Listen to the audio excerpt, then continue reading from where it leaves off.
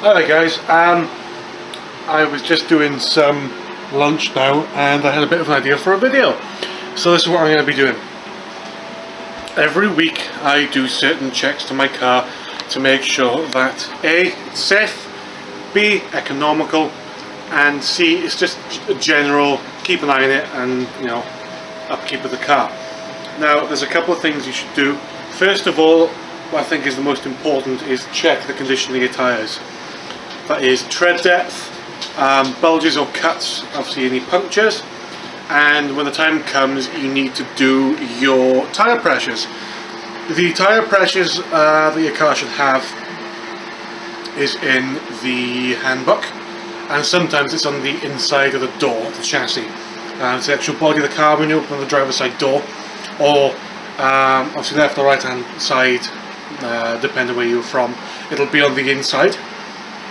And the only problem with that is those are the recommended pressures for the factory tyres. Now if you're like me, the front tyres on my car aren't standard anymore. I had to swap them because they were worn.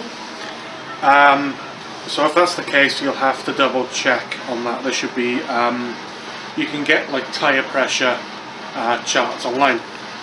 Second thing is the oil dipstick in the engine.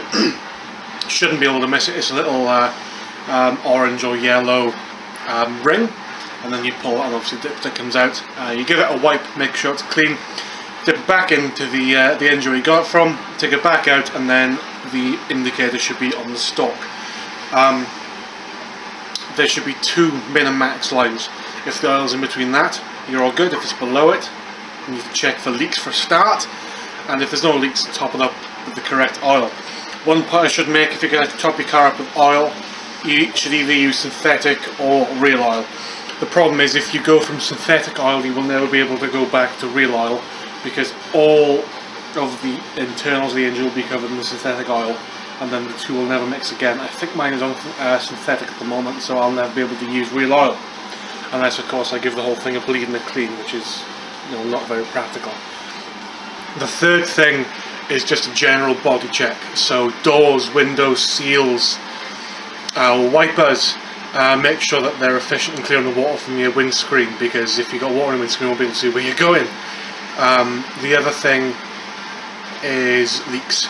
So when you're sitting in the car, obviously check for wind noise. Wind noise is a big one, because if you've got wind noise in the car, there should be a seal loose somewhere. You can obviously get that fixed.